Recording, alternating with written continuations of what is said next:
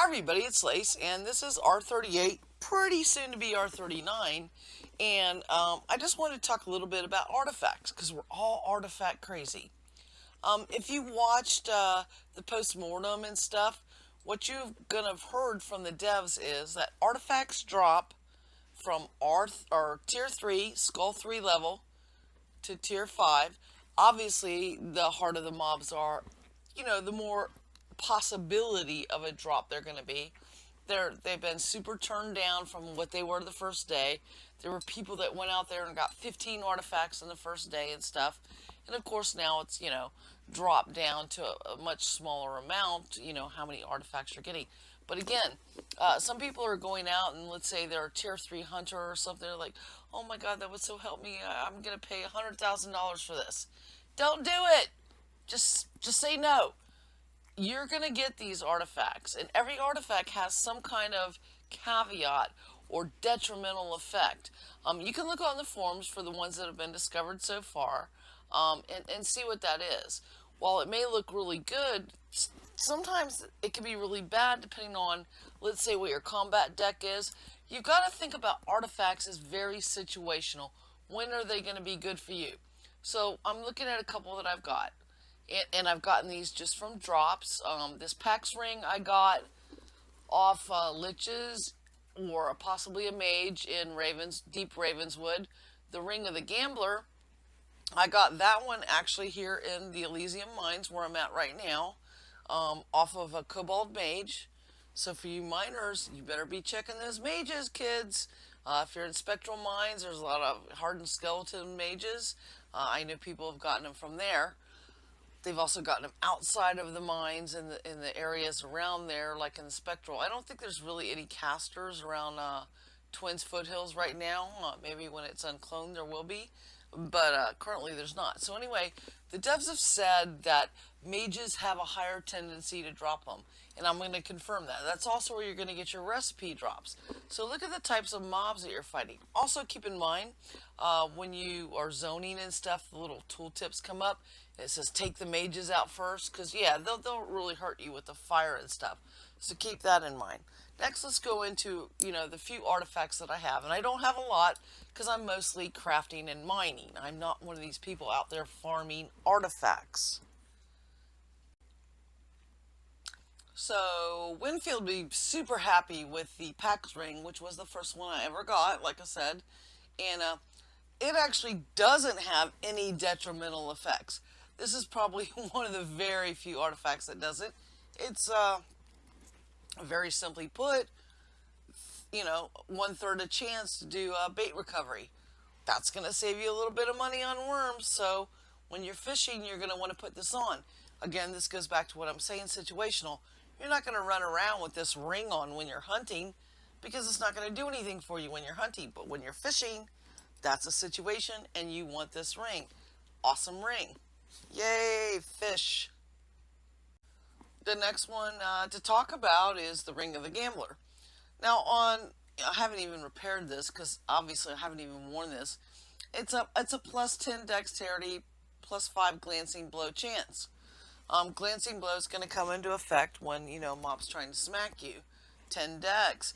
Dex is, if I hit C for character and I mouse over the description for dex, it's going to tell me exactly what dex means. It determines a character's chance to dodge, chance to hit, and chance to land a critical hit with a physical attack.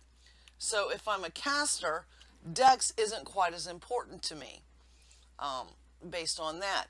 But it does allow me to dodge. So if I'm in trouble as a caster, it's going to allow me to dodge. Now, if I'm melee, or if I'm even an archer, dex is very important to me because it determines my chance to hit. When you start going in, we have 5 skulls, but now they're starting to introduce the pockets. And I think they call them like tier 8 to tier 10. And then also you've got your boss mobs and coming online. They've already done a preview of the crawl to crawl and stuff like that.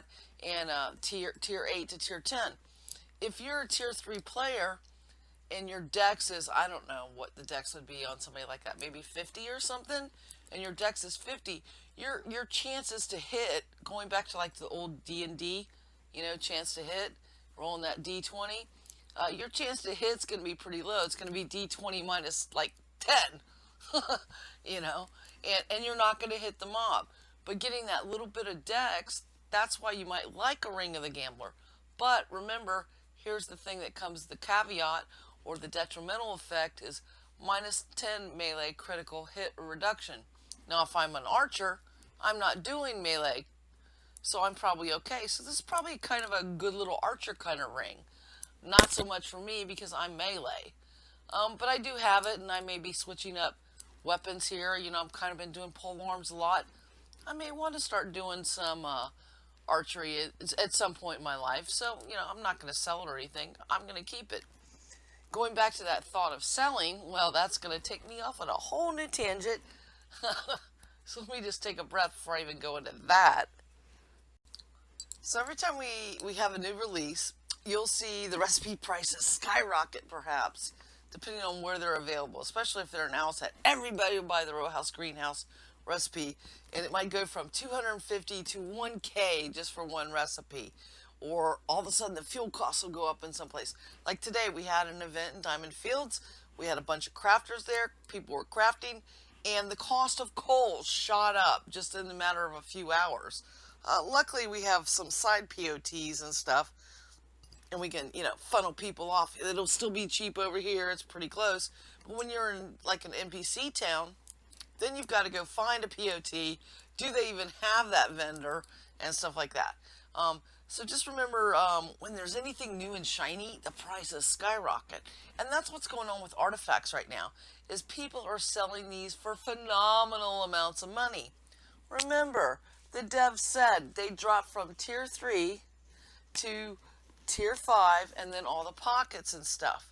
So, you know, just because it's brand new and shiny doesn't mean you need to collect them all. I think I've seen people post on the forums, collect them all.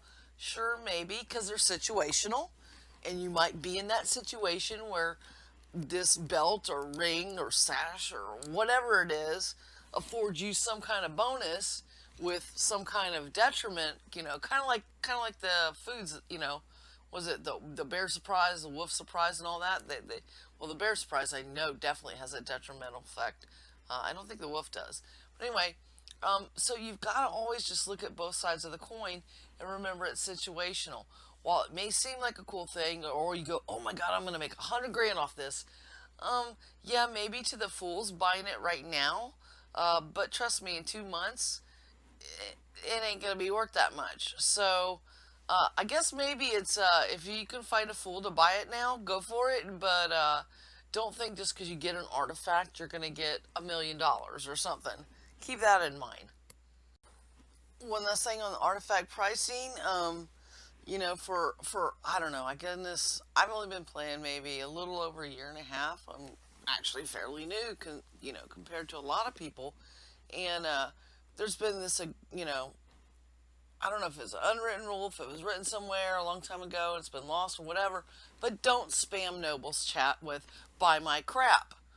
It's been fine. Nobody does it. It's all cool. Or somebody does it and everybody says, hey, don't do that in Nobles. But now we've got this one guild. And I'm not going to name them, but they just want to keep doing it. And they don't just advertise. Then they get 4 other people from their guild to say, oh yeah, it's a great place to shop. And it's like, really? You know, I don't watch regular TV because I don't like the commercials. Why should I have to put up with it in a game? But, you know, then there's the other side of the coin. Oh, it's our right to advertise. Yes, but if everybody does it, we've only got one douchebaggery guild doing it. But if everybody does it, basically, Nobles chat, you might as well just sell your orb because it's worthless because it's just a bunch of douchebags. And, you know, I don't usually make comments like this when I'm doing the videos, but it's just been driving me insane because everybody else gets it. Don't do it, because if you do it, then he does it, then he does it, and he does it, and it makes everything just worthless. But, you know, there's just got to be that one guy that thinks that the rules don't apply to him and goes, what rules? They're not written down. I don't see any rules. I can do what I want. Yeah, well, douchebag. So just have to get that out of my system and vent it, because it's all about the artifacts. Buy our artifacts. Ooh, we have the best prices guaranteed. And they're not. They're not even close. They're way overpriced. So, anyway, since this is my video channel, I get to say these things because it's not Noble's chat and I'm not being censored in it or not having to correct myself like in a Noble's chat. So if you're still with me after me just having my little flame out there, yes, I've been drinking tonight while I'm shooting this video. So, you know, you're just getting full on lace here. There's just no filtering going on. And this has been building up for a week. So, wow, I'm just so happy to get that off my chest. Let's now go back to the situational stuff and talking about gear. Let's see if I don't know if I have this on or not. Nope, I don't. Okay. Let's see. This is something that I actually picked up at auction. Yes, I paid money for this one. And I think you can see why. If I hit, well, let's see. Let me put this in my inventory real quick here. Just so we can look at it a little bit better with the mouse over. Get it a little bit bigger. So this is called the Necklace of Cautious Precision. What I like about this, well, one, it's 20 decks and 1.5 move speed. Now, when I talk about situational, I'm pole arms. I'm not kiting things. I'm not very concerned about my move speed because I'm standing there face rolling these mobs. I mean, you know, I'm fighting cloth right now, and that I only switched to cloth because they made the fizzle so bad that it was like you had to use only pole arm skills or you had to be able to use cloth. And that's probably something else I'll get into in another video, is it can be a pretty rough transition from going from heavy armor to light. And I kind of swap back and forth between heavy and light, and I use a couple different decks. And like I said, I kind of want to cover switching decks and why it's good to be versatile both in heavy and in light and using different decks. But that's kind of out of the scope of this. Anyway, back to the Necklace of Cautious Precision. I would recommend this for every miner out there because it's 20 decks, which means you're going to hit the mob more often, you're going to crit the mob more often, and you move a little slower. Well, it's kind of just like if you were overburdened. Guess what? You're waiting on nodes to pop anyway because they spawn so slow. Now it's going to almost seem like you're continuously harvesting instead of being bored to tears, trying to get all that gold and silver so that you can GM crafting. So I would recommend this one to all the miners and stuff. I think it's a good, I think I paid, you know, the price got driven up because there was a couple people bidding, and I think I ended up paying, I don't know if it was 45K or something for this. But I think it's a pretty good mining thing for me because I can whack down the mobs pretty quick. Depending on if I'm in a group and stuff, it's 20 decks. That means those tier 8 and tier 10 mobs, I'm going to have a little bit better chance to hit them if I don't have to be mobile.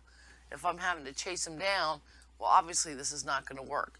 So that's where we come into, you know, the situational. And yes, I'm a GM enchanter and stuff, but I'm still wearing a +5 necklace. I don't upgrade my own gear. I mostly just make gear for everybody, but I don't ever take care of myself. That's just how it goes. I'm usually just trying to make a buck so I can buy that next lot of ore to GM something else. It's like that treadmill scenario or something. Anyway, Necklace of Cautious Precision. I really like it. I'm going to throw it on, and I'm just going to kind of run in here and do a pass of the Cobalts and Elysium Mine without it, and then I'll do a pass with it. Let me get this set up. One moment. Okay, so here we go. It's just like if I basically ran into Elysium Mines. Like I said, I'm in light armor right now because I've just kind of changed that to use more magic, especially when I'm pulling huge groups. It works okay in here. I've got a lot of death, and that's only an issue on the skeletons in here. But usually I'll just pull to this corner. Okay, again, I don't have the necklace on. You see my run speed and stuff. But you see that I'm basically immobile most of the time that I'm fighting. Is this the right way to do polearm? I don't know. I will flip around and stuff because sometimes they'll bunch up on you and they'll start getting side angles. So I'm kind of just moving just a little bit like that and stuff. I'm not doing anything super fantastic. I'm not like doing backflips and stuff. I mean, I can do a backflip if you guys want. Look, I backflipped. Whee! Okay, yeah. But I mean, I'm just basically, you know, tanking them with my face, even though I'm in cloth. I did have to work to get up to that in my cloth, especially transitioning from being used to the heavy armor and like doing, I don't know, what was it, the mages and stuff. Um, they really were just hurting me badly. But so that wasn't too bad. You can see, basically I'm just kind of going in a circle around the mobs to reposition so they're not coming on the sides of me or in behind me. And that's about the only movement that I do. Um, and again, I don't have that necklace on, so you can kind of see my movement speed. And I will just go around and I'll clear out all this gold. And usually by the time I've cleared out all this gold, then I'll come around and loot the bodies. The only reason I don't loot the bodies right away is, they might spawn before I clear the room. I do have an expedience potion on, which makes my mining go a little faster. I do have the GM in the mining on speed and stuff, mining speed, whatever. But I also have the potion on.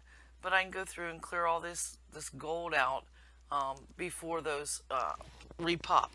I will pick you back up after I've cleared this room and let it reset and stuff.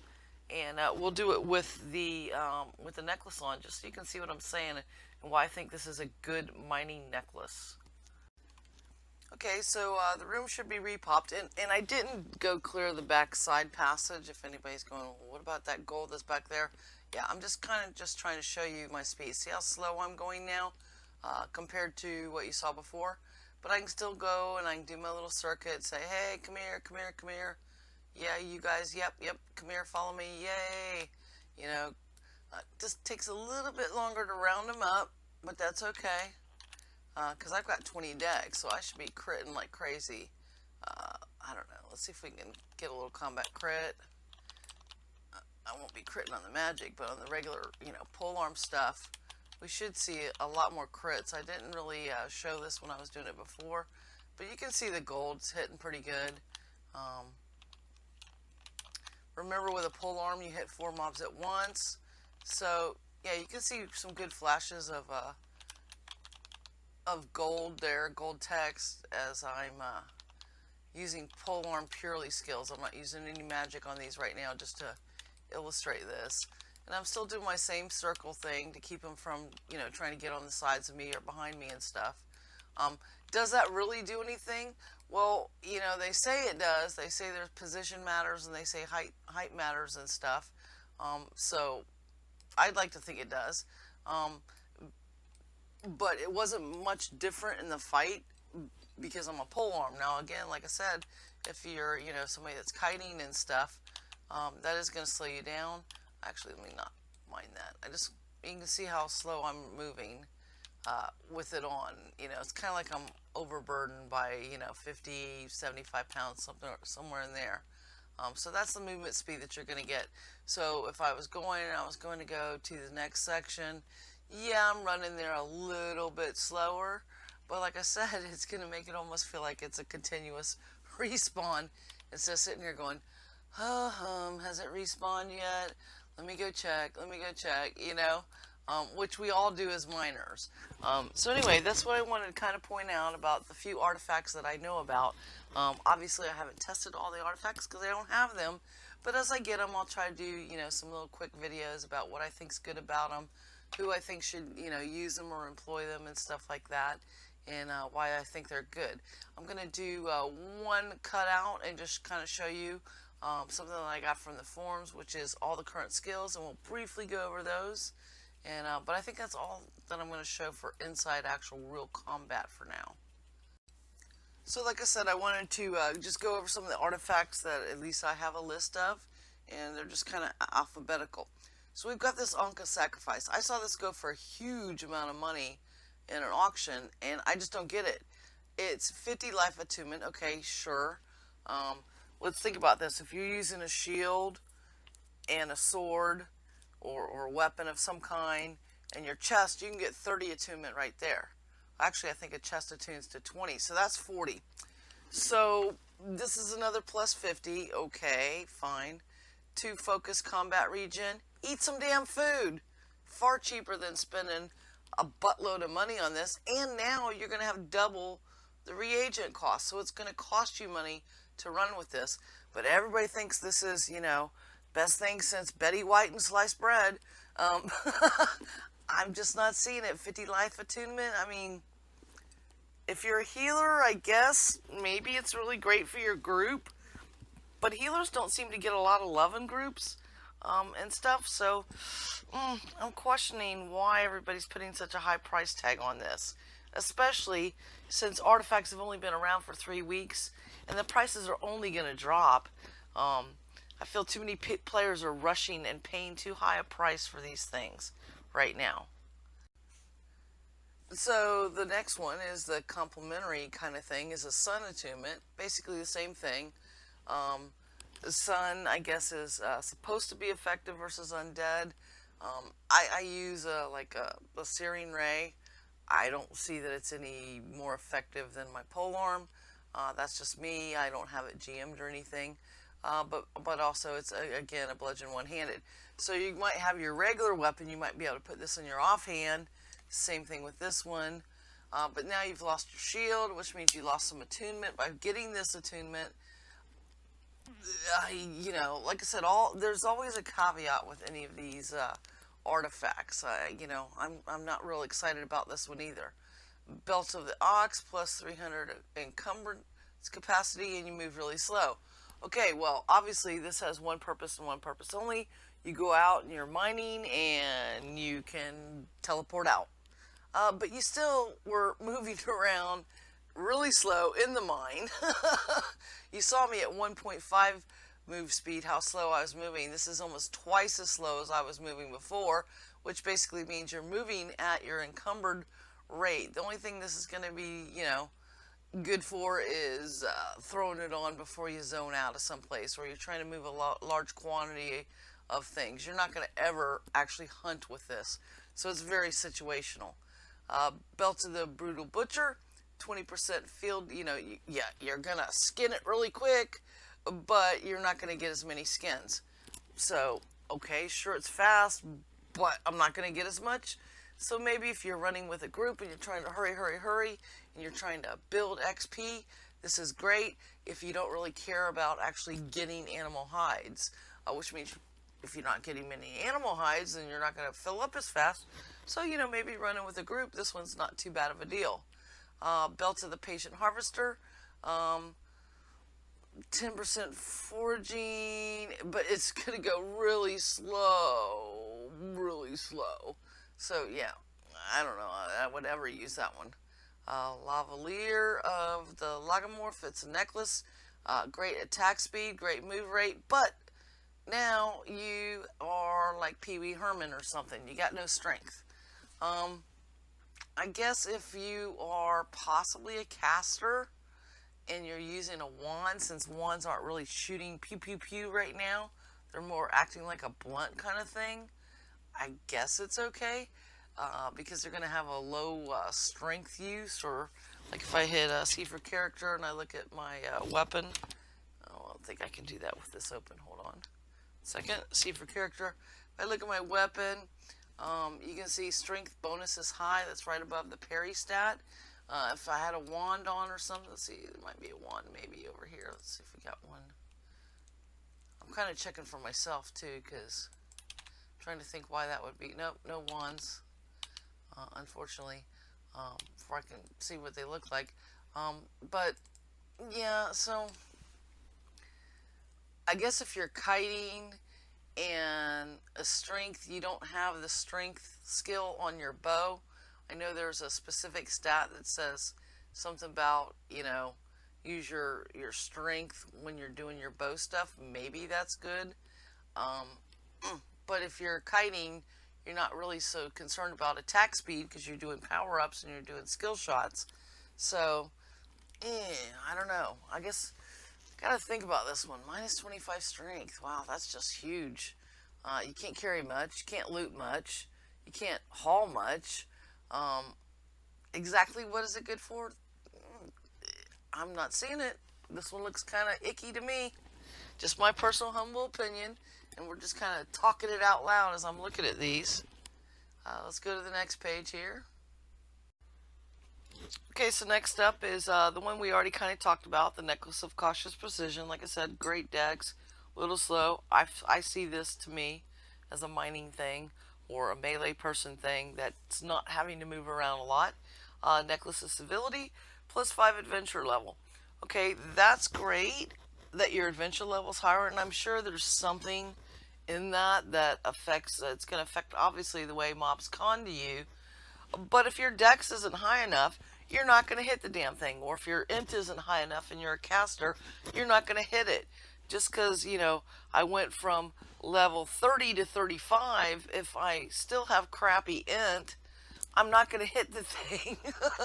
um, so maybe there's something else going on with the adventure level stuff that I don't know about in the calculations. Um, I'm just ignorant on that, so I'm not sure that, you know. Pax Ring, we've talked about that one. Brittle Brawn, random amount of strength, and then minus 40% health. If you've really trained your health up, or you've got gear with a lot of health, this looks like a really great ring to me. And now, because of the way the new enchantments go, on pieces of armor, I'm getting, even just on like gloves and crap like that, I can add 30 hit points. Think about 5 pieces of armor, that's 150 hit points. So minus 40% health, if you've got a lot of health heavy gear, which is pretty easy to get now, with the way the new enchantments and masterworking goes, yeah, that could be a pretty darn good ring, especially if you're using a weapon that is health heavy. Like for me, a polearm, a two-handed sword, I think is very, not health heavy, I mean strength heavy. A two-handed sword, a polearm. These are things that rely on strength to help affect how much damage they do. Ring of Cat's Grace. One of my biggest problems is sometimes I'm in a group and we're going through something that has some kind of stupid thing to walk on, and a mob will knock me off, and then I'm down there and I'm dead. Then the whole group has to come down and res me. I've been working on my save fall on my own just so I won't be a burden for this. But if you have issues like me and you fall off crap because you're not paying attention, this might be a good ring for you. The Cuddlekin and Frogkin. I think one turns you green, one does like an invisible kind of camouflage thing on them. This is another one because I'll sit there and I'm like, I am not Super Mario. This might help me. Somebody in the group could loan me one of these. It's like, oh, for God's sakes, Lace, just put this on and jump. Instead of waiting there 20 minutes for me to do some stupid jumping puzzle. If you're like me, this might be a good ring for you. Ring of the Gambler, we kind of talked about that already. The good and the bad of that. Going on to the next page, Greater Luck, Wishing Well Reward Chance. One of the things I've noticed is some people have said in the POT, I thought that when you put a wishing well out in common areas in a POT it should work, but it looks like it only works on the land that you're on. So both of these, apparently it doesn't work in a POT, it only works on somebody's property. I think they were able to use, you can go to somebody else's property and use their wishing well, but it doesn't if you put the wishing well in a common area that's not on a lot in a POT. Apparently they don't work. So just a little kind of heads up on that. Ring of Lichkind, I'm heavy death user, so that's nice, 75 death, but now I can't heal myself, so I'm going to have to rely on all my, death touch and death field and things like that. So that's kind of, I'm going to hit harder and get more heals out of it, but don't even try to heal myself on all my other stuff. And I kind of use a mix of life and death, so I don't know about that one. It wouldn't really work so well for me. If you're just really not healing yourself with anything other than death, it might be good for you. I hear a lot of talk about this sash because it's in a belt slot and not a ring slot and not a necklace slot, and we don't have a lot of sashes quite yet. There are supposed to be some more artifacts coming, so I'm sure this slot, this belt slot that's been unused up until now, is going to become more sought after. but it's obviously very arrow or archer focused, plus 10 multi-shot, 10 rapid fire, but you're going to use a lot of arrows. So you're going to use a lot of arrows, but wow, that looks like a really great archer kind of thing. Um, Maybe if I get one, I might take up archery just because it's pretty good. I'm just gonna have to buy a lot of arrows. Torch of the Jerkin. It's a light source, so it'd be an offhand light source. Again, you're giving up your shield or your dual wield or something to carry this thing. So it's not going to be good for hunting. It's fine if you're just wandering around, or maybe you're mining and you're comfortable not having to use a shield because you're high enough to, have a light in one hand maybe in a thing. But I don't even actually know if that will go in the offhand. I'm not certain on that. Maybe somebody in the forums can clarify that if that's something you get, or you can test it or whatever. That's all I've got right now for the ones that I know about that are were documented on the forums. I just kind of threw them in a book here in Diamond Fields, so everybody could have like a wish list of, ooh, I'd like that one, ooh, I'd like that one, or they they don't have to go out to the forums, go out to basically a third party quote unquote site to have a wish list of things that they might like in the way of artifacts. As that, and I put a date on it, so as more artifacts come in, I'll update it and replace the book and stuff like that. I kind of did the same thing with devotional blessings, since they put those out there. Those are coming in R39, and based on the size of your POT, that's how many choices you can have. You can only have one at a time active, but based on the size of your POT. And I probably actually will spend money and upgrade the size of Diamond Fields. Not only one, because we're like at 70% capacity of lots filled for that, and also just to give us a couple more choices to allow a wider variety of people to be able to choose their blessings and be happy with them. Based on the number of lots claimed here, I think the bus will last 5 hours from Diamond Fields. So if you're like trying to find buffs and you're getting ready to go into the Elysian Mines, we have enough residents to where you can get a pretty good buff. I think you will fill up and wait before 5 hours, or you should, or else you're mining really slow. So anyway, we're going to keep growing our library. We have our agriculture books. This isn't a spot exactly for Wambi and Verum store, but it kind of is. If you've got a POT and stuff, think about putting a little library in one of your central locations for your folks to look at things without having to go out to the website, to the soda forums and stuff. It's just some thoughts to help make your POT better and stuff, and hopefully you appreciate that.